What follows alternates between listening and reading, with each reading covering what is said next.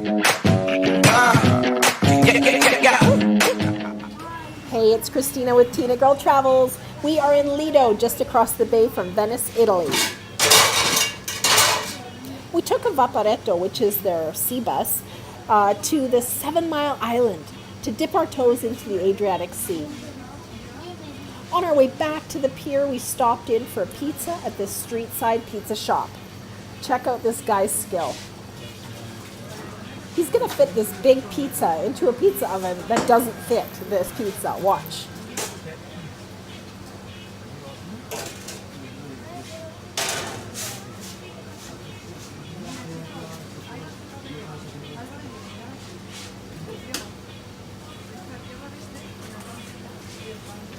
Now that he's got it into the oven, he grabs the little stick and folds down the sides.